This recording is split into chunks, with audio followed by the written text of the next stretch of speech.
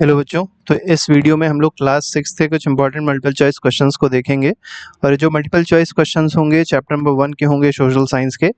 ठीक है, जिसका चैप्टर का नाम है locating places on the earth. ठीक है, तो चलिए बिना टाइम वेस्ट किए देखते हैं फर्स्ट क्वेश्चन में क्या कहा गया है। तो फर्स्ट क्वेश्चन देखिए क्या कह रहा है, व्हाट इज अ मैप। तो आपसे पूछा गया मैप क्या होता है। तो इसमें फर्स्ट ऑप्शन दिया गया है drying of the entire world from the space. तो पहली बात तो स्पेस से हम लोग मैप को ड्रॉ नहीं कर सकते, तो बिल्कुल गलत हो जाएगा। रिप्रेजेंटेशन और drying of an area from the top. ठीक है, तो टॉप से जब हम लोग कोई भी ड्राइंग करते हैं, एरिया ड्रॉ करते हैं किसी भी जगह का।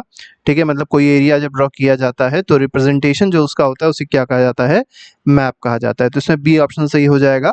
रिप्रेजेंटेशन और ड्राइंग, तो मतलब ये एक रिप्रेजेंटेशन भी हो सकता है मैप, और ये एक ड्राइंग भी हो सकती है। ठीक है, किसी भी एरिया की याद रखिएगा, लेकिन कहाँ से, टॉप से। ठीक है, टॉप का मतलब स्पेस नहीं है। क्वेश्चन नंबर 2 पे आते हैं, what type of map shows natural features like mountains and reverse. तो देखिए जो भी नेचुरल फीचर्स होते हैं जैसे माउंटेन्स हो गई, रिवर्स हो गई, तो ये किस मैप में दिखाया जाता है, तो ये फिजिकल मैप में शो होता है। पॉलिटिकल मैप में अगर आप देखेंगे जैसे स्टेट्स शो होते हैं। ठीक है, स्टेट्स के बाद जैसे मान लीजिए कोई डिस्ट्रिक्ट है तो डिस्ट्रिक्ट शो होता है, तो ये सब चीजें किस में आती है, पॉलिटिकल मैप में आती है।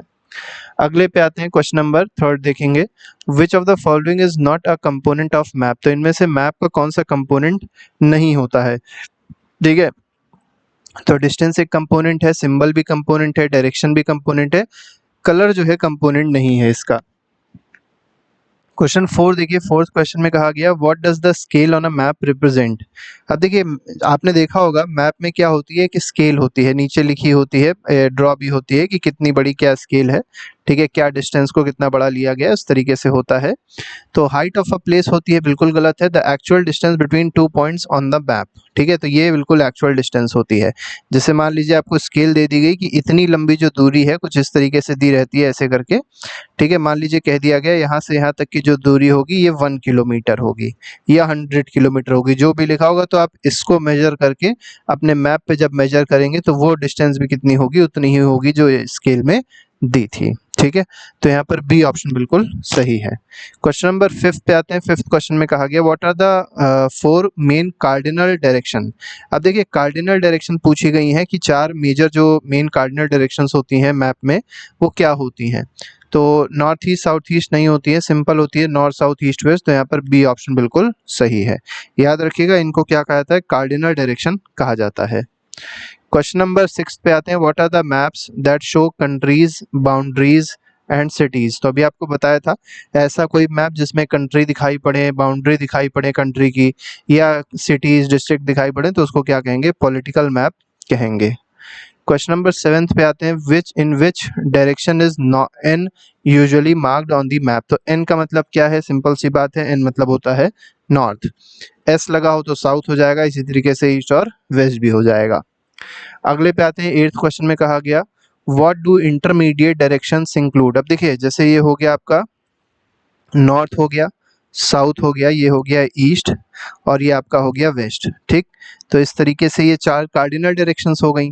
इसके बाद अगर इधर आप देखेंगे तो ये नॉर्थ, ये ईस्ट, तो ये बन जाएगा नॉर्थ ईस्ट। ठीक है, इधर आप देखेंगे तो ये साउथ है, ये ईस्ट है, तो बन जाएगा साउथ ईस्ट। इसी तरीके से ये साउथ है, वेस्ट है, तो बन जाएगा साउथ वेस्ट। इसी तरीके से यहाँ पे देख लीजिए हो जाएगा नॉर्थ वेस्ट। तो ये 4 जो होती हैं इंटरमीडिएट डायरेक्शंस होती हैं। तो इसीलिए जो ए ऑप्शन है वो इसमें क्या हो जाएगा, बिल्कुल सही हो जाएगा। अगले पे आते हैं, क्वेश्चन नंबर 9 में कहा गया है, व्हाट इज एन एटलस। तो एटलस क्या होती है। तो एटलस आप देखे होंगे किताब टाइप की होती है, और उसमें बहुत सारे मैप्स दिए होते हैं, फिजिकल पॉलिटिकल हर तरीके के मैप होते हैं। ये आपको यहाँ पर पता होना चाहिए।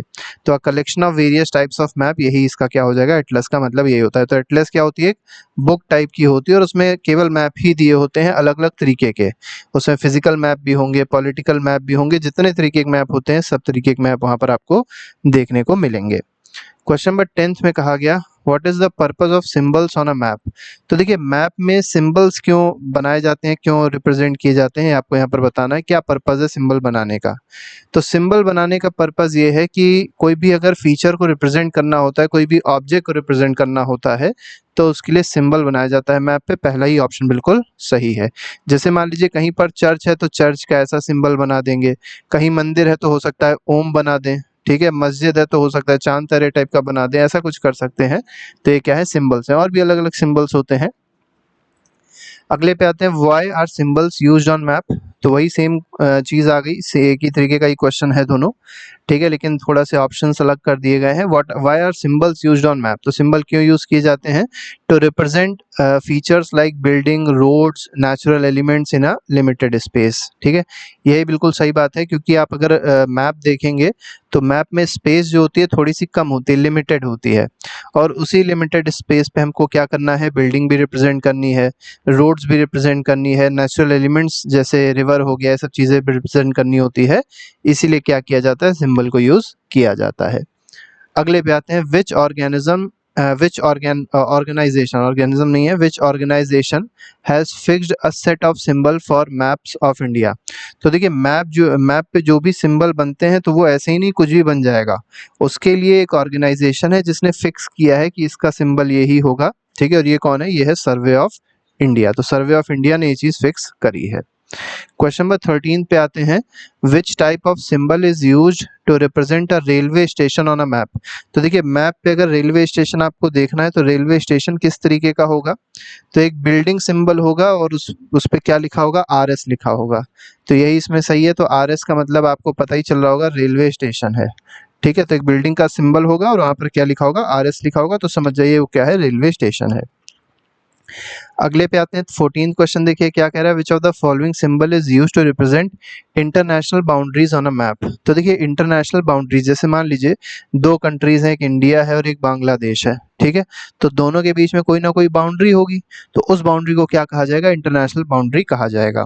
अब पूछा गया जो इंटरनेशनल बाउंड्री होती है ये कैसे रिप्रेजेंट करी जाती है।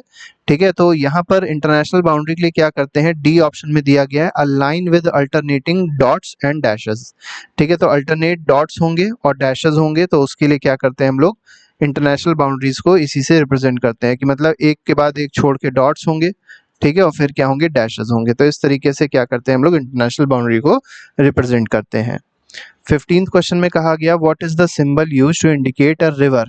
अब देखिए, अगर मैप पे रिवर को इंडिकेट करना है तो रिवर को इंडिकेट करने के लिए क्या करना पड़ेगा, तो रिवर में आपको पता होगा वाटर किस कलर का माना जाता है, ब्लू। ठीक है, इसीलिए वीवी ब्लू लाइन जो है वही इसका सही आंसर हो जाएगा। ठीक है, वीवी मतलब इस तरीके से ऐसी ऐसी लाइन आप देखेंगे ब्लू कलर की, वो यहाँ पर यूज करी जाती है रिवर के लिए। क्वेश्चन नंबर 16 पे आते हैं। 16 क्वेश्चन में कहा गया, पोस्ट ऑफिस अगर मैप पे रिप्रेजेंट करना है तो उसके लिए क्या सिंबल होगा। तो पोस्ट ऑफिस नाम से पता चल रहा है, पीएस जो है ये क्या है, पोस्ट ऑफिस है। अगले पे आते हैं 17th question, what type of map uses symbols like trees and grass to represent natural elements. तो देखिए, कोई अगर ऐसा मैप है जिसपे ट्रीज और ग्रास को रिप्रेजेंट किया गया है, ठीक है, या और कोई भी नेचुरल एलिमेंट को रिप्रेजेंट किया गया है, तो उस मैप को क्या कहा जाएगा, ये यहाँ पर बताना है। तो इसको भी क्या कहते हैं हम लोग, फिजिकल मैप ही कहेंगे। ठीक है, नेचुरल एलिमेंट्स में रिवर्स भी आ सकती है, माउंटेन्स भी आ सकते हैं, कुछ भी आ सकता है। क्वेश्चन नंबर 18 पे आते हैं, which of the following symbol is used to depict a metalled road. अब देखिए, मेटल्ड रोड को अगर रिप्रेजेंट करना है तो मेटल्ड रोड मतलब मेटालिक जो रोड होती है, ठीक है, या ये कह सकते हैं डामर रोड जो होती है, उसको रिप्रेजेंट करने के लिए सॉलिड लाइन से रिप्रेजेंट करते हैं। अब ये मेटल का भी ये मत समझ लीजिएगा कि मेटल की रोड बनी होती है, मेटल की नहीं बनी होती है। मेटल रोड का मतलब होता है डामर रोड, आपने देखी होगी ब्लैक ब्लैक कलर की जो हाईवे पे होती है, उसी को मेटल रोड कहते हैं। ठीक है, तो यहाँ पर सॉलिड लाइन से रिप्रेजेंट किया जाता है। क्वेश्चन नंबर 19 देखेंगे। 19 में कहा गया, what does the symbol of small cross indicate on map. तो देखिए, स्मॉल क्रॉस अभी आपको बताया था, इस तरीके का क्रॉस सिंबल होता है, तो ये क्या रिप्रेजेंट करेगा, चर्च को रिप्रेजेंट करेगा, सिंपल चीज है। ठीक है, 20th क्वेश्चन में कहा गया, how are police station represented on map. तो देखिए, यहीं से शॉर्ट फॉर्म ले लीजिए, पी और एस हो जाएगा पुलिस स्टेशन का, तो यहाँ पर ए ऑप्शन सही है। अगले पे आते हैं, what system is used to determine the precise location of a map on of a place on a map. तो देखिए, कौन सा सिस्टम अप्लाई किया जाता है, यूज किया जाता है, अगर मान लीजिए मैप में कोई भी हमको पोजीशन जाननी है, ठीक है, तो उसके लिए क्या पता होना चाहिए, लैटिट्यूड और लॉन्गिट्यूड। तो इसको कहते हैं लैटिट्यूड, और जो वर्टिकल लाइंस होती है उसको क्या कहते हैं, लॉन्गिट्यूड्स कहते हैं। ठीक है, तो ये दोनों चीजें पता होनी चाहिए, तो इस सिस्टम को क्या कहते हैं, कोऑर्डिनेट सिस्टम कहते हैं। ठीक है, तो 21st क्वेश्चन में बी ऑप्शन जो है बिल्कुल सही हो जाएगा। अगले पे आएंगे 22 क्वेश्चन देखेंगे, विच of the following is reference point for measuring longitude. अब देखिए लॉन्गिट्यूड, जैसे लैटिट्यूड लेटी हुई लाइन होती है और लॉन्गिट्यूड जो होती है वो सीधी सीधी लाइन होती है, मतलब परपेंडिकुलर होती है, सर्कल्स होते हैं हालांकि ये, ठीक है। तो ये रेफरेंस क्या होता है, ये यहाँ पर आपसे पूछा गया, तो रेफरेंस होता है प्राइम मेरिडियन, ठीक है। तो प्राइम मेरिडियन से मेजर किया जाता है लॉन्गिट्यूड्स को, ठीक है, याद रखिएगा इसको। तो यहाँ पर जो सी ऑप्शन है वो बिल्कुल सही हो जाएगा। क्वेश्चन नंबर 23 पे आते हैं, what is the longitude of prime meridian. अब प्राइम मेरिडियन कहाँ से स्टार्ट होगा, रेफरेंस हमेशा 0 डिग्री से स्टार्ट होता है, ठीक है। और ये प्राइम मेरिडियन कहाँ लाई करता है, जीएमटी भी इसको कहते हैं, ठीक है। जीएमटी का मतलब क्या है, ग्रीनविच, ग्रीनविच, ठीक है, मीन टाइम, ये भी इसको कहा जाता है। ये 0 डिग्री है, ठीक है। और अगर इंडिया का पूछा जाए, इंडिया का क्या मान के चला जाता है, तो इंडिया का इंटरनेशनल इंडियन स्टैंडर्ड टाइम है और वो है 82.5 डिग्री ईस्ट, क्योंकि अगर आप देखेंगे तो ग्रीनविच मीन टाइम लंदन के आसपास है, ठीक है। तो हम लोग लंदन से ईस्ट में है, इसीलिए यहाँ पर ईस्ट लगा हुआ है। अगले पे आते हैं, विच cities longitude is 77 degree east. अब 77 डिग्री ईस्ट किसका है, तो ये दिल्ली का है, ठीक है। अगले पे आएंगे, क्वेश्चन नंबर 25 में कहा गया, dash is a sphere on which map is drawn. तो एक स्फीयर है जिसपे मैप को ड्रॉ किया जाता है, उस स्फीयर को क्या कहता है, आपने देखा होगा गोल गोल होता है, नीचे ये एक्सिस करके दी होती है, ऐसे करके बंद होता है और यहाँ पर एक ये रखा होता है, इस पे आप इसको रख सकते हैं, ठीक है। तो इसको ग्लोब कहते हैं, पता ही होगा। क्वेश्चन नंबर 26 पे आते हैं, what is the latitude of equator. अब देखिए जैसे मान लीजिए ये आपका अर्थ है, ठीक है। तो जो सबसे बीचों बीच वाली लाइन है जो अर्थ को 2 इक्वल पार्ट्स में डिवाइड करती है, इसी को क्या कहते हैं, इक्वेटर कहते हैं। और ये 0 डिग्री है, ठीक है। तो ये 0 डिग्री हो जाएगा, इसमें बी ऑप्शन बिल्कुल सही है। Which of the following statement is true about latitudes. अब लैटिट्यूड्स के बारे में बताना है कौन सा स्टेटमेंट सही है, गलत नहीं बताना, सही बताना है, ठीक है। तो पहला दिया गया, they measure the distance from the prime meridian, बिल्कुल गलत है, लॉन्गिट्यूड करते हैं। They run from pole to pole, तो पोल टू पोल कौन रन होते हैं, नॉर्थ पोल से साउथ पोल लॉन्गिट्यूड रन करते हैं, तो ये भी गलत है। अगला देखिए थर्ड क्या कह रहा है, they are parallel to equator and measures the distance from it, बिल्कुल सही है, क्योंकि आपको बताया भी हमने, ये आपकी इक्वेटर हो गई और ये सब जो है ये क्या है, ये आपके ये लैटिट्यूड है, लेटी हुई लाइन। तो लैटी मतलब लेटी, तो लेटी हुई लाइन को ही क्या कहते हैं, लैटिट्यूड कहते हैं, ठीक है। तो ये लैटिट्यूड है, तो they are parallels to the equator, तो ये इक्वेटर की क्या होती है, पैरेलल्स, सर्कल्स होते हैं सब। तो यहाँ पर सी ऑप्शन बिल्कुल सही है। दे मेजर टाइम जोन्स नहीं है, तो लॉन्गिट्यूड मेजर करते हैं। 28th क्वेश्चन में कहा गया, what is the latitude of north pole. अब देखिए दो आपको देखने को मिलेगा, जैसे ये आपका इक्वेटर हो गया, ये नॉर्थ पोल है और ये आपका साउथ पोल है। तो जैसे जैसे आप ऊपर जाते हैं लैटिट्यूड बढ़ता जाता है, और कहाँ तक बढ़ता है, तो ये 0 था, ठीक है, और ये 90 डिग्री तक जाएगा, 90 डिग्री नॉर्थ होगा। तो नॉर्थ पोल का क्या है, 90 डिग्री नॉर्थ है। मान लिया साउथ पोल का पूछ लिया था तो क्या होता, तो ये हो जाता 90 डिग्री साउथ हो जाता, ठीक है। अगले पे आएंगे, which climate zone is located near the equator. तो इक्वेटर के पास अगर आप देखेंगे तो बहुत ज़्यादा गर्मी होती है और जो सूरज की किरणें होती हैं लगातार इस पे फॉल करती रहती है परपेंडिकुलरली, ठीक है। तो इसीलिए यहाँ पर बहुत ज़्यादा हीट होती है और बहुत ज़्यादा हीट होगी तो इस जोन को क्या कहा जाएगा, टॉरिड जोन। टॉरिड का मतलब ये होता है कि यहाँ पर टेम्परेचर बहुत ही हाई रहेगा, ठीक है। एक फ्रिजिड होता है, फ्रिजिड कहाँ पर होगा, ये जो पोल्स आप देख रहे हैं यहाँ पर जो सन की रेज होती है हमेशा स्लांटिंग जाती है, स्लांटेड पोजीशन में जाती है, जिस वजह से उतना इफेक्ट सन की हीट का नहीं हो पाता है, इसीलिए यहाँ पर हमेशा आप देखेंगे तो बर्फ जमी रहती है और इस जोन को क्या कहते हैं, फ्रिजिड जोन कहते हैं। फ्रिजिड का मतलब यहाँ से फ्रिज निकाल लीजिए, जैसे फ्रिज होता है ना, फ्रिज में क्या होता है, बहुत ठंडक बनी रहती है, तो यहाँ पर भी बहुत ठंडक बनी रहती है, इसी को पोलर भी कह सकते हैं वैसे। What is the maximum value of longitude. अब लॉन्गिट्यूड की मैक्सिमम वैल्यू क्या हो सकती है, ये यहाँ पर आपको बताना है, ठीक है। तो लॉन्गिट्यूड जैसे आपको बता देते हैं, जिससे थोड़ा सा आइडिया आपको ज़्यादा अच्छे से हो जाएगा। जैसे मान के चलिए ये आपका GMT है, ग्रीनविच मीन टाइम है, ठीक है, इसको प्राइम मेरिडियन भी कहते हैं। अब देखिए इधर आप कितना जा सकते हैं मैक्सिमम, ठीक है। तो ऐसे पूरा गोला जो लगेगा इस तरीके से कई सारी लॉन्गिट्यूड्स होंगी, तो ये 180 लॉन्गिट्यूड्स इधर हैं और इसी तरीके से 180 लॉन्गिट्यूड्स इधर भी होती हैं, ठीक है। तो मैक्सिमम वैल्यू लॉन्गिट्यूड की क्या हो सकती है, 180 हो सकती है, 180 से ज़्यादा नहीं हो सकती है, ठीक है। 360 ना लगा दिएगा वरना गलत हो जाएगा। What is the longitude at which international date line is located? तो इंटरनेशनल डेट लाइन जो है ये कहाँ पर लोकेटेड है, किस लॉन्गिट्यूड में? तो देखिए जैसे आपको बताया हमने अभी, जो 0 डिग्री है उसको क्या बोला गया, प्राइम मेरिडियन बोला गया।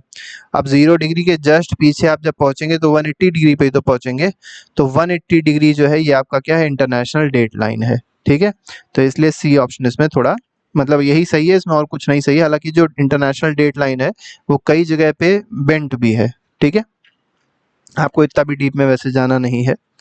Which city is located at 29 degree north latitude and 77 degree east longitude? अब देखिए लॉन्गिट्यूड आपको दे दिया गया है और लैटिट्यूड दे दिया गया है, तो ये कौन सी सिटी आएगी, यहाँ पर आएगा दिल्ली। इसको आप लोग मैप में देख लीजिएगा, एटलस में देख लीजिएगा, जो भी आपके पास अवेलेबल हो।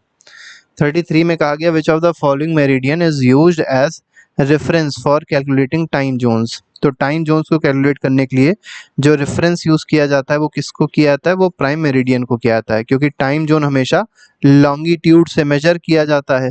तो प्राइम मेरिडियन के जब आप राइट में जाते हैं तो टाइम इंक्रीज करता है, और जब प्राइम मेरिडियन से लेफ्ट में जाएंगे तो टाइम जो होगा वो डिक्रीज होगा। ठीक है, तो इसीलिए आप यहाँ पर देखेंगे इंडिया में कुछ लिखा होता है +5.5। ठीक है, इतना जो 5.5 घंटे का हम लोग आगे चलते हैं किससे, जीएमटी से। अगले पे आते हैं, 34th क्वेश्चन में कहा गया what is the time difference between Indian standard time and GMT? तो आपको ही बताया 5.5 घंटे हम लोग क्या है, अहेड हैं, आगे हैं। क्यों आगे हैं? क्योंकि हमने आपको बताया, जैसे मान के चलिए ये आपका क्या है, जीएमटी है। ठीक है, और यहाँ मान के चलिए कि ये क्या है, इंडियन स्टैंडर्ड टाइम है। ठीक है, दोनों के जब आप राइट में जा रहे हैं तो राइट में क्या होता है, टाइम ऐड होता है, और कितना टाइम ऐड होगा वो डिपेंड करता है कितनी डिग्री यहाँ से यहाँ तक में बीच में होगी। ठीक है, तो 82.5 करके डिग्री यहाँ पर होती है दोनों के बीच में, इसलिए 5.5 घंटा आपको यहाँ पर देखने को मिलता है। ठीक है, 5.5 घंटे हम लोग आगे हैं। अगले पे आते हैं, if you cross international date line travelling east world. अब देखिए इंटरनेशनल डेट लाइन से, जैसे मान के चलिए ये इंटरनेशनल डेट लाइन है।